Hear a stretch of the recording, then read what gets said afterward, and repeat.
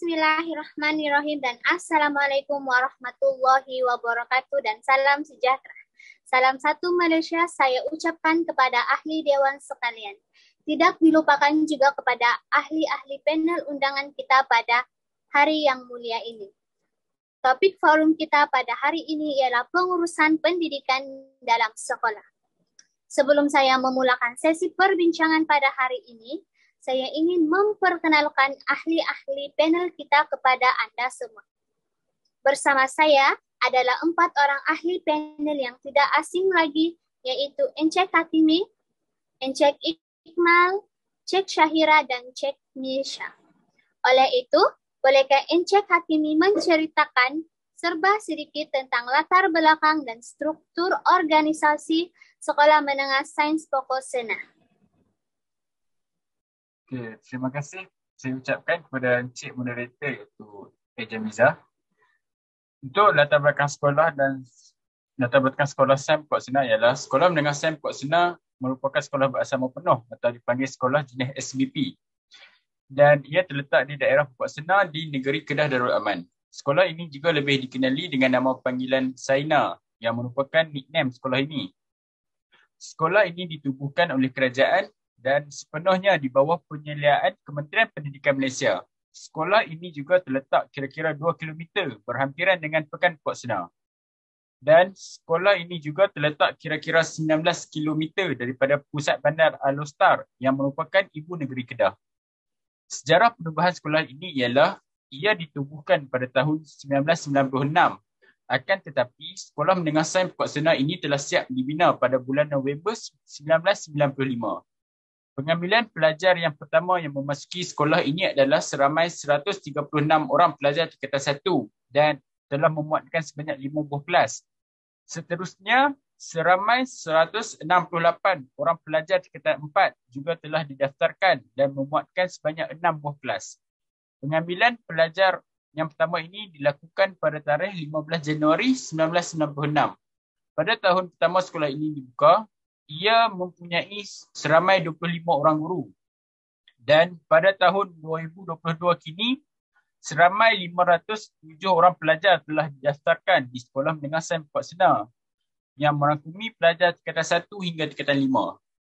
Bukan itu sahaja, pada tahun 2022 sebanyak 53 orang kaki tangan yang bertugas di Sekolah Sains Pokok Sena yang merangkumi guru akademik biasa, guru kanan, penolong kanan kurikulum, penolong kanan pentadbiran, penolong kanan hal ehwal murid dan pengetua. Sekolah Menengah Sains Pokok Sena ini juga merupakan antara 6 buah sekolah berasrama penuh yang terdapat di negeri Kedah. Okay. Untuk struktur organisasi Sekolah Sains Pokok Sena ini, ia diketuai oleh pengetua dan di bawah pengetua terdapat 3 orang penolong kanan, iaitu penolong kanan hal ehwal murid, penolong kanan pentadbiran dan penolong kanan kurikulum. Di bawah penolong kanan pentadbiran juga terdapat 4 orang guru kanan, iaitu guru kanan bahasa, guru kanan sains dan matematik, guru kanan kemanusiaan dan guru kanan teknik dan vokasional. Okey, itu saja untuk soalan pertama. Seterusnya saya kembalikan kepada Encik Moderator. Terima kasih kepada Encik Hatimi atas perkongsian yang diberikan sebentar tadi.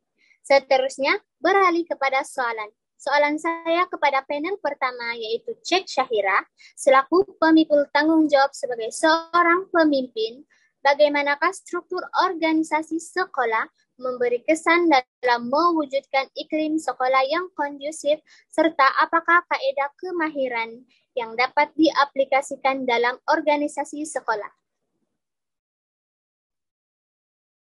Terima kasih kepada saudari moderator. Kemahiran komunikasi yang baik dapat diaplikasikan oleh seorang pemimpin terdiri daripada 2 bahagian, iaitu lisan dan bukan lisan serta laras bahasa. Kemahiran komunikasi dapat dijemurkan melalui cara pertuturan, bahasa badan yang digunakan, cara penulisan dan penggunaan alat-alat atau teknologi yang canggih mengikut peredaran masa, seperti komputer, telefon dan sebagainya. Perkembangan komunikasi oleh seorang pemimpin dapat dilaksanakan dengan cara menerima pandangan pelajar. Pandangan pelajar yang dikeluarkan oleh pelajar mesti diterima dan dibetulkan dengan kaedah yang tepat. sekiranya terdapat kesalahan oleh para pelajar. Kaedah ini penting bagi memastikan pelajar yakin untuk memberi pandangan. Seterusnya, kemahiran komunikasi yang tepat adalah melalui pengaliran sesuatu maklumat yang disampaikan mestilah mudah difahami dan tidak terdapat halangan bagi seorang pemimpin untuk memberi tugasan. Itu sahaja daripada saya dan untuk mengulas kemahiran komunikasi ini, seterusnya saya serahkan kepada moderator. Terima kasih kepada Cik Syahira di atas perkongsian tersebut. Seterusnya, saya ingin beralih kepada panel kedua, yaitu Encik Iqmal. Seperti kita sedia maklum bahwa komunikasi adalah sangat penting dalam aktiviti seharian kita maupun di rumah ataupun di tempat kerja. Komunikasi juga memainkan peranan penting di antara pemimpin dan juga pekerja bawahannya. Apakah maksud komunikasi dalam konteks pentadbiran? Okey, terima kasih kepada Cik Eza, Cik moderator kita iaitu Cik Eza Miza. Maksud komunikasi adalah bagaimana anggota pentadbiran ataupun orang atasan menyampaikan mesej atau hasrat terutama sekali dalam memenuhi visi dan misi organisasi kepada orang bawahan.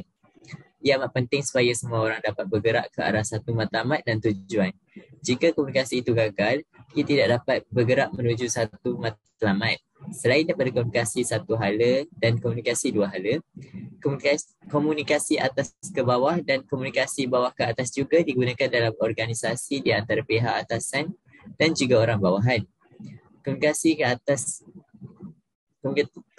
atas ke bawah di mana aliran maklumat daripada pihak atasan kepada orang bawahan. Komunikasi bawah ke atas pula merupakan maklum balas daripada orang bawahan ke pihak atasan. Menurut Encik Mat Rosan juga, seseorang pemimpin itu berkesan jika adanya komunikasi yang berkesan. Itu sahaja daripada soalannya. Terima kasih. Terima kasih Encik Iqmal. Kita beralih kepada Cik Misha. Sebelum saya bertanyakan soalan saya, seperti kita lihat sebelum era pandemik ini, komunikasi antara pihak atasan dan organisasi sekolah juga ibu bapa adalah secara bersemuka. Bagi pendapat saya, komunikasi tersebut adalah lebih mudah dan lebih jelas. Jadi, soalan saya, bagaimana cara berkomunikasi terbaik untuk berurusan dengan pihak atasan, organisasi sekolah, dan ibu bapa serta community setempat pada era endemik ini. Yang kita tahu sukar untuk bersemuka berdasarkan perkongsian bersama Cikgu Roslan sebelum ini.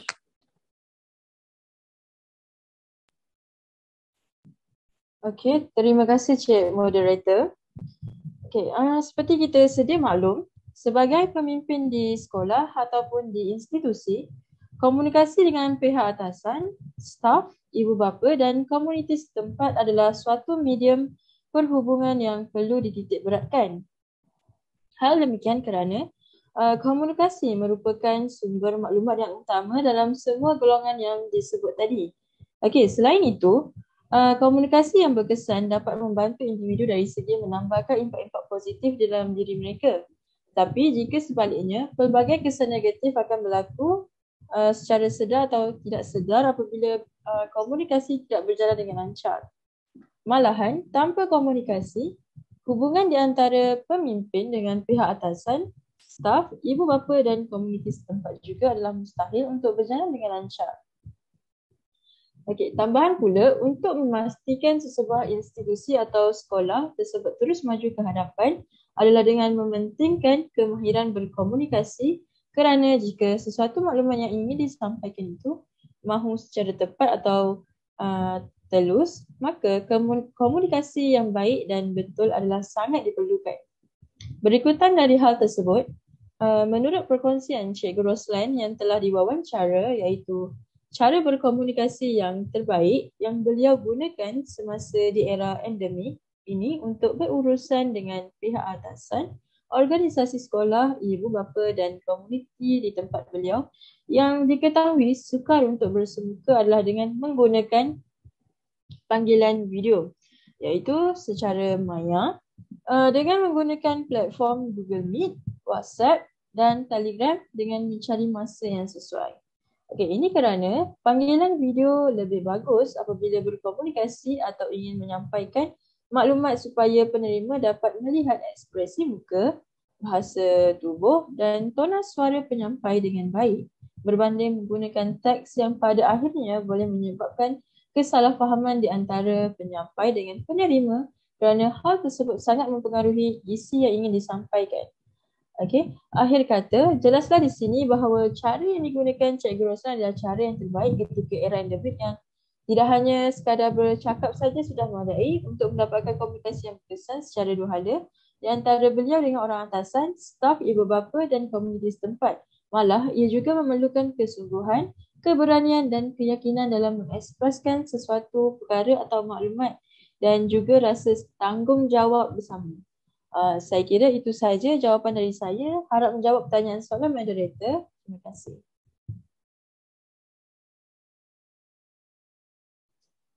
Terima kasih diucapkan kepada Cik Nisha. Kita beralih pula kepada panel yang terakhir iaitu Encik Hakimi. Baiklah Encik Hakimi, seiring dengan wabak COVID yang melanda Malaysia pada masa kini, perjumpaan secara bersemuka amat minima. Jadi, apakah masalah komunikasi yang sering berlaku di antara pemimpin dan orang bawahannya berdasarkan wawancara bersama Cikgu Roslan dan bagaimanakah cara penyelesaiannya serta menurut pandangan Encik, apakah cabaran yang dihadapi untuk berkomunikasi selaras dengan perkembangan teknologi masa kini?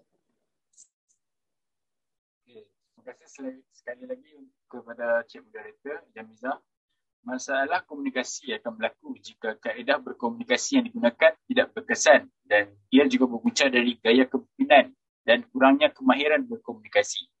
Bukan itu sahaja, masalah komunikasi ini juga datangnya dari penerima yang mana mereka tidak mengambil perhatian semasa berlakunya penyampaian maklumat atau perkara penting yang perlu mereka ketahui. Masalah-masalah lain yang sering juga berlaku di dalam sekolah atau institusi ketika di era endemik ini adalah kaki tangan sekolah yang kurangnya mempunyai sifat tanggungjawab untuk menghadiri mesyuarat secara maya yang menggunakan platform Google Meet. Hal ini kerana masih terdapat beberapa orang yang tidak mahu mengikuti perkara tersebut. Tambahan kepada masalah itu, terdapat juga masalah di mana kaki tangan sekolah yang tidak cakna akan maklumat yang disampaikan di grup rasmi WhatsApp dan Telegram kerana ada setengah daripada mereka jarang membuka aplikasi tersebut. Jadi disebabkan hal ini, berlakulah masalah dalam penyampaian maklumat dan komunikasi yang tidak berkesan. Menurut Cikgu Roslan, masalah yang dihadapi ketika era endemik ini adalah semasa beliau menyampaikan maklumat kepada kaki tangan di bawahnya, ada di antara mereka yang apabila mendengar, mereka suka untuk menjawab dan bukannya mendengar untuk memahami. Dan bila pendapat mereka tidak disetujui, maka selepas daripada itu, isi yang disampaikan oleh Cikgu Roslan tidak didengari mereka. Oleh hal demikian, kaedah yang beliau gunakan untuk mengatasi masalah tersebut adalah dengan memupuk kaki tangan dan pelajarnya dalam membina budaya, iaitu budaya mencatat di buku nota tentang apa yang beliau sampaikan. Jadi selepas itu mereka senang untuk mengingati segala maklumat atau ingin bertanyakan semula tentang apa yang mereka tidak faham. Beliau juga mengatakan bahawa bukan itu sahaja, dalam komunikasi juga penting untuk sabar dan saling memahami antara satu sama lain dan diminta bertanya jika tidak faham untuk mengelakkan kesalahfahaman dalam memahami suatu perkara. Seterusnya untuk soalan yang kedua, cabaran komunikasi selaras dengan perkembangan teknologi terkini. Masalah yang sering dihadapi oleh sesebuah organisasi ialah masalah komunikasi antara pemimpin dan bawahannya. Masalah komunikasi ini terjadi kerana gaya kepimpinan atau kurang kemahiran dalam berkomunikasi. Jika gaya kepimpinan lemah, proses komunikasi boleh terhalang antara dua pihak. Banyak langkah yang dapat diambil bagi mengatasi masalah komunikasi ini. Antaranya ialah memperbanyakkan interaksi antara pemimpin dan bawahannya. Selain itu, jika terdapat sebarang masalah, kritikan ataupun pendapat, seorang pemimpin perlulah memberi ruang kepada kaki tangan untuk meluahkan dan membincangkan perkara tersebut bersama. Pembincangan ini akan mengukuhkan lagi ikatan dalam hubungan di antara pemimpin dan bawahannya. Selain itu, terdapat segelintir pemimpin yang tidak terlalu mementingkan penggunaan telefon bimbit. Walaupun pemimpin merupakan orang yang paling berpengaruh, namun disebabkan usianya yang berusia, pemimpin tidak mementingkan penggunaan telefon bimbit dalam kehidupannya. Hal ini disebabkan banyak lagi kepentingan lain yang perlu dilakukan. Justru pihak bawahan yang ingin berkomunikasi dengan pemimpin tersebut mendapat kesulitan dalam berkomunikasi dengannya. Banyak perkara penting yang lambat disampaikan dan lambat dibincangkan bersama. Oleh itu, seorang pemimpin haruslah sering memeriksa telefon agar tiada maklumat ataupun perkara penting yang ia akan tertinggal. Akhir sekali, kesalahfahaman atau kekeliruan dalam memahami pembicaraan. Ini adalah kesalahfahaman ialah satu situasi salah faham yang berlaku apabila suatu info yang diterima oleh seorang memiliki maksud yang berbeza daripada yang lain. Terdapat banyak faktor penyebab jadinya kesalahfahaman dalam komunikasi, iaitu masalah dalam mengembangkan maklumat. Ini terjadi apabila seseorang merasa ragu-ragu sama ada dia benar-benar ataupun tidak dalam mengambil keputusan. Orang tersebut akan mengalami kesulitan untuk mengembangkan maklumat yang lebih lanjut sekaligus menyebabkan kesalahfahaman tentang sesebuah maklumat. Oleh itu, apabila seseorang ingin menyampaikan maklumat, dia perlulah memahami terlebih dahulu apa yang ingin disampaikan kepada orang selanjutnya untuk mengelakkan kesalahfahaman dari terus berlaku. Okey, itu sahaja jawapan daripada saya. Kembali kepada Encik Moderator. Terima kasih. Terima kasih di atas perkongsian yang penuh bermakna. Maka dengan ini selesai sudahlah sesi forum kita pada hari ini. Insya Allah segala perkongsian akan diterapkan dalam diri. Terima kasih sekali lagi atas masa yang Encik dan Cik telah luangkan bersama. Kami ingin memohon kemaafan sekiranya terdapat kekurangan dan keterlanjuran kata di sepanjang majlis forum ini berlangsung.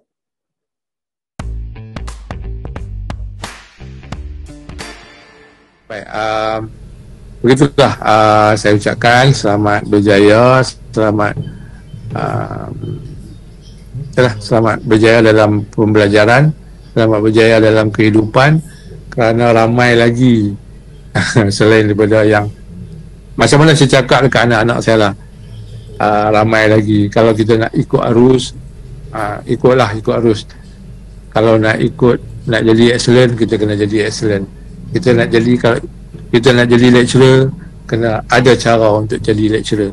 Kalau nak jadi bekerja dengan company yang besar, ada cara untuk bekerja dengan company yang besar.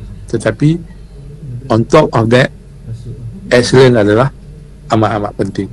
Jadi itulah sebagai nasihat saya kepada anak-anak sekalian lah, macam anak-anak saya lah. Anak-anak saya